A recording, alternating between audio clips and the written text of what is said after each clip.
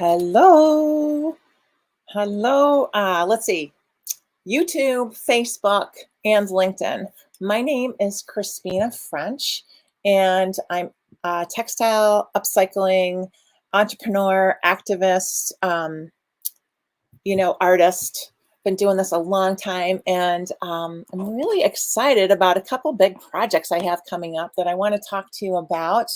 The thing that I'm just going to take a moment to do right now is get my other camera um, ready to go. Let's see. There we go. Okay. Um, there we go. I think we're all squared away now. Hello. Okay, so we're all together. So we've got Instagram has joined the live stream, and I'm excited to be here with you today. Today I'm talking to you guys about consistency. So let me back up a little bit. Just wanted to introduce myself again. My name is Crispina French. I live in Beckett, Massachusetts, which is in a very rural western part of the little state of Massachusetts in the top right-hand corner of the United States. And I have been recycling textiles, predominantly used clothing, but also manufacturer's waste for over 30 years. I started back in 1987 when I was a college student in Boston and worked my way through college making ragamuffins, which are these little cute stuffed toys that I actually don't have handy to show you, but I can tell you. You don't have to take my word for it. They're awfully cute. And it has come to my attention over the last, I don't know, 6 months probably, that what people really want to learn from me is not necessarily my crafting process, although I did write a teaching book all about that, but they really are interested in learning about developing their own textile upcycling businesses using crafts that they either have known already or things they're experimenting with, ways to turn the textile waste in our world, in our culture, into useful things that can provide more years of use for those textiles and not be in the landfill or thrift stream, so that we can really keep our waste in check. So I put together like a document that's like how did I come up with this system that I use to allow myself and my business to be successful. And it's one oddly enough, there's 5 foundations, and they all begin with C. And this week our focus is on consistency. And when I say consistency, it kind of touches upon every single aspect of business. And I'm going to share with you more about that, but I want to do a little bit of housekeeping first. And so I'd like to know, first of all, are you a textile upcycling entrepreneur? If you could just put like a yes or no, or I'm thinking about it, or what drew you into this live stream this morning? And is this something that you are doing currently? Is it something that you're thinking about? Is it something that you're just kind of learning about now that would be helpful for you maybe down the road as you're developing your entrepreneurial path, if that's the one you're on? The reason why I'm asking is because there are kind of 3 different groups of people I found that follow me. And there's one that I call the Textile Alchemists, and those are the people who are currently taking textile waste, whether that be used clothing that's been discarded, or manufacturer's waste, or fabrics that would otherwise maybe not get used. There's a lot of fabric stashes that are passed down from one generation to the next, and oftentimes that material is new, but it's almost like it's on this like precipice, right? It could be either used, seen as waste and wind up in the landfill, or it could be used by someone like maybe you, who is gonna keep that from happening and sees the value in that oftentimes high quality vintage material that is maybe a little bit better better made than it is than new stuff is. So I would like to see, I see a couple people here would like to repurpose textiles of all kinds from Kate. Well, that's really cool. All right, Kate, are you thinking about that as a business? Is that something that you want to pursue for a stream of revenue, or is that something that you want to do just for fun, for friends and family? Is that, I'm not sure if you've considered that question, but maybe if you have, or maybe you can just consider it now and pop a response. Looking to hire upcyclists and repair people from Christina. Christina, could you explain that a little bit more? Like what are you looking to hire upcyclists and repair people to do? Do you have a business where you're in need of that type of skill set? And then over here, let's see, who else do we have here? Oh my gosh, we've got whole tons of people here today. Thank you so much for joining me. Okay, so I'm going to continue on now. So consistency is one of my 5 foundations for really building a healthy, strong textile upcycling business. And when I say consistency, when I'm talking about a textile upcycling business, it's even more important than when you have a business doing pretty much anything else. The reason why it's important is because when you're upcycling materials, there are so many variables in the materials that are accessible to you, right? So you need to provide a consistent product, and that means consistent styling, consistent sizing, consistent construction technique, so that people know when they buy something from you that they're gonna get what they saw at the show where they found you, or the last thing they bought from you in a size medium is going to be the same size medium as the one they're looking at on your website today. Now, that is one little tip of the consistency iceberg. You want to give consistent customer service. You want to have consistent materials. You want to source consistent materials. You want to be consistent in your marketing and in your content. So all of the ways that you share your and present yourself online or in person, you always want to think about what your kind of baseline is, and provide that. So like, if you're shipping things, when do you ship? Like, do you ship the day that things are ordered? Does it say on your website that you will ship sometime within the next 2 to 3 business days? Whatever you've put out into the world as kind of a commitment to your friends, fans, and followers, and then customers, you want to stick to that. And you want to be really consistent with every single way, that every touch point. Touch point is a new word to me. I just learned that word a couple months ago. And wherever people are able to interact with you is a touch point. So like today, right? Today's Tuesday at 11 a.m. Eastern Standard Time, where I live in Massachusetts. I go live on all of the social media platforms that I participate in. So that is consistent.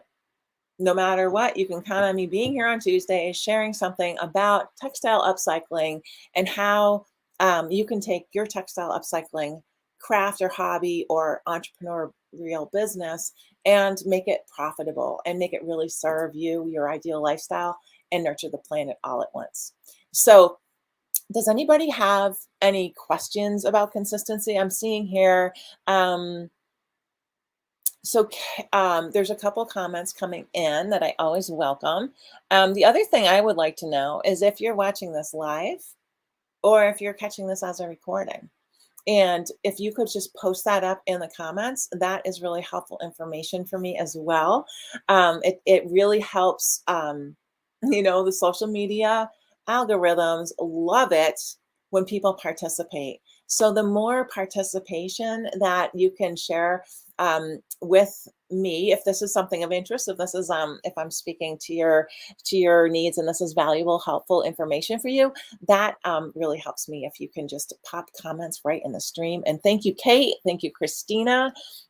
Sugar Pop Candy, Lola joined. That's awesome. Hello, hello. And Sharon Chandler's with us. So nice to everybody tuning in. So So I just wanted to go back a little bit. So there's a lot of people I see that are joining now. So I just want to reiterate what we're talking about today. My name is Christina French, and I am a textile upcycling entrepreneur, artist, activist, and now coach, really. Over the last 6 months, um, people have really been asking me, like, how do I participate? How can I contribute? I really want to use my creativity to have a positive impact on the world and stop the flow of waste into our landfills. So um, I'm here to help you do that, to help you build a business that not only nurtures the planet, but also supports you in your ideal lifestyle. So you can do this. It's really fun. It's super exciting and it's never boring because your materials are always going to have variation. And to kind of counter that, you want to build consistency into all aspects of your business. Consistency is what your people who follow you and watch you count on, right? So you can count on me being here on Tuesdays at 11 Eastern Standard Time, 20 minutes. I do my live stream every week. It's always on a topic that is posted on my website at crispina.eco. You can learn about it ahead of time and see if it's something that speaks to you. Um, and the other things that I do that are consistent is I have, I offer my product. I make blankets that are in consistent sizes. I use consistent types of material. So I do blankets that are made out of denim. I do blankets made out of men's dress shirts, and I do blankets made out of wool and cashmere sweaters. So there's consistency across my product offerings. I also ship my products within a period of time that's clearly spelled out on my website. If something's made to order, it'll say it takes 2 to 3 weeks for that product to be made and shipped. If I, and if I have a virtual shopping event where people are seeing the product and able to like decide what they would like to purchase live with a live stream, those products get shipped the next possible shipping day. So there's that kind of consistency. The other places, can you guys guess? Are there any other places that you think consistency is important for building businesses? I'd love to hear um, what you're thinking. And I see that there's a lot of comments here. Textile upcycling to simply save the earth, keeping them out of landfills on a personal level, not a business. And that is Joanne Rich. And commendable, right, Joanne? Thank you. Thank you for being so thoughtful and conscientious about our human impact in the world. Um, I think that it's so encouraging to see that there's the level of interest that has just blossomed and grown over the last, well, certainly well, I'm going to say 5 years, really. And I actually think that the pandemic has really kind of helped people understand our impact as humans on earth, right? And one of the things that I am consistent about in my view of just that subject is that rather than feeling like that human guilt for, oh my gosh, I'm a human on the planet and I consume stuff and find joy. Find joy in it, find connection to other people who share your mindset and the importance of what you are working toward. Joanne Rich just commented over on Instagram about how she just wants to be a part of the textile upcycling creative movement to save the earth. It's just for her. She's not interested in really building a business, but she's really interested in learning how she can do that for personal reasons. So whether you're an entrepreneur, you're a hobbyist, you're an industry professional who's looking to bring that um, textile upcycling into your realm, all of us share this passion for thinking about our impact, right? And all of us can come together and share that passion, share that excitement and that connection, and have a really good time doing it rather than feeling like, oh my God, we're going to hell in a handbasket. Everything is just a huge mess. And there's all of this terrible waste happening all over the world. You know, that's out there, and we get bombarded with that on our, the kind of mass media that's available to us. So I'm here to share with you ways that we can find joy and creativity and make a huge global impact by not only removing textiles from the waste stream, but we can also make huge global impact by being optimistic and knowing that we each have the power to have a really great day and do really great things with it. So today I'm going to encourage anybody who is interested in doing textile upcycling as a business to really think about places that you can have that consistency built in. Right. So we talked about product consistency, material consistency, construction technique consistency, and sizing. We talked about sharing your content online in a consistent manner. So, one thing that people kind of maybe overlook, and I certainly did for a long time, is that when people are seeing you online for the first time, most of us are discovered that way, right? Sometimes we'll have an in-person interaction, which is our first meeting with our customers or our audience. They want to have value, right? So you're not going to get online and be like, hey, buy my stuff, buy my stuff, buy my stuff. You want to provide a story. You want to provide an interesting, valuable information to consume, if you will, for your audience. So for me, I talk about how, what I do, what I'm my making process. I talk about how I am concerned with the environment, but I like to be optimistic about it. And I like to encourage people to use their creativity because, in case you didn't know, creativity is it's like medicine, you guys. Honestly, creativity is scientifically proven to diminish stress and anxiety and at the same time build self-worth, self-esteem, and value. So though, in addition to the recycling aspect of being a used clothing upcycler, or what I like to refer to as a textile alchemist, it's a really healthy occupation for so many different reasons. So I just want to let you know that no matter where you fall on the textile upcycling spectrum, that you are welcome here, and that there are ways that we can connect together and feed each other our optimism and our creativity and our encouragement to just stay on this path, because we're making global change, you guys, right now today. So I just want to shout out to a couple of people who have made some nice comments in the chat. First of all, I would like to shout out to somebody who's really special to me, who we share a lot of history. Do you know who you are? Anybody guess? Any guesses out there? I'm talking about my girlfriend, Valerie Wilson. Valerie is watching on Facebook right now, and Valerie and I have grew up together. And we went to junior high and high school together. Valerie is just one of the most resilient, lovely people that I know. And our paths have taken us in completely different directions, where our lives we've had a lot of differences in our paths, but at the same time, we share this history. And our history there's a lot about our history that's like really kind of uncanny, if you will.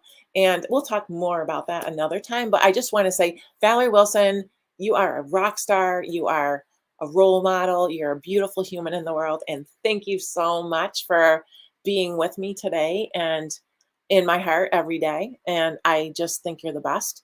And I also want to say that somebody named Dina is watching from Okotoks, Alberta. I've not been to Okotoks. I have been to Alberta. Beautiful land there. And I am so grateful that you're here, Dina, because you are appreciating me sharing my knowledge, and I am appreciating you being here with me. So thank you.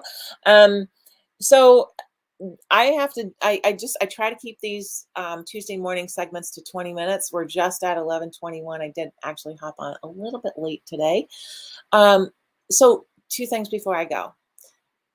Put a comment in the feed. Let me know if there's something that you would like to know about textile upcycling, entrepreneurial stuff that I have not touched upon. If there's a question that's coming to mind for you, it's probably coming to mind for other people.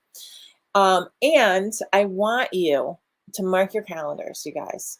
April 20th through 22nd, I'm hosting the first ever Rags to Riches Textile Upcycling Summit. It's all online. You don't have to leave your house. It's amazing. There's over 25 just like crazy, amazing, creative geniuses who will be sharing their path in the textile upcycling world. I have breakout rooms scheduled. I have some really fun, like energy boosting interjections of people who are going to teach us how to do things that'll keep us awake and invigorated during a lot of screen time. Cheryl Van Wyck is tuning in from South Africa. I was just talking to my friend Lee before I came on live today, and he asked me, so is your demographic mostly from the United States? I said, you know what? I don't think it is. I think that I have, like Cheryl, I got Dina, I got, you know, I'm not sure where other folks are tuning in from, but so let me know where you're tuning in from, because it's always really interesting. I know where you're tuning in from, Valerie Wilson. I know where you are, girl. I got you pegged. But at any rate, I do want to hop off because I don't want to take too much of your time, but I would like for you to mark your calendars for the summit. If you're interested in early bird tickets, which are going to be substantially discounted, they go on sale March 1st. And you can hop on my email list, which is at my website. If you're on Instagram, you can go to my profile and get a link right from there to get on the email list. And if you're watching on any of the other platforms right now, I'm going to just pop my website in the comments. And if you go there, you will be able to sign up for the email list. And early bird tickets are only going to be available for, I'm just get on the email list for early bird Rags to Riches Summit tickets. So those go on sale March 1st, and they will be on sale just for 1 week. It's actually 6 days, so March 1st through March 6th. Early bird tickets will be $197. The normal tickets will be $297. It's 3 solid days of the most amazing creative geniuses that you probably will ever witness or have ever witnessed, because it might turn into an annual event. So you never know what's going to happen in the future. But yeah, hop on the list and I'll keep you up to date with that. There's all kinds of bonuses that will come along with getting your early bird ticket. So, and if you're interested in that, yep, hop on the email list. And we also have a scholarship program. So if anybody out there is listening and has extra cash that they have available that they would like to sponsor somebody to come to the summit, you can go to my shop. There's a place you can make a donation to the scholarship fund. Likewise, if you're someone who really wants to attend that summit and you just don't have the financial means, you can apply for a scholarship. And by sending an email to, if you go to the website, just pop an email out and we will put you on the list and let you know. There's no questions asked about the scholarship thing. Like, it's just, we imagine that people who ask for scholarships need them. So if you don't need a scholarship, please don't ask for one, because it means that you're keeping someone who does need one to not be able to attend. So with all of that said, I think you're awesome. I thank you so much. I'm going to read through some of these comments that I didn't have a time to get to while I was chatting with you guys. And I'll see you next week on Tuesday, 11 o'clock Eastern Standard Time, 20 minutes. See you there. Have a great week, everybody.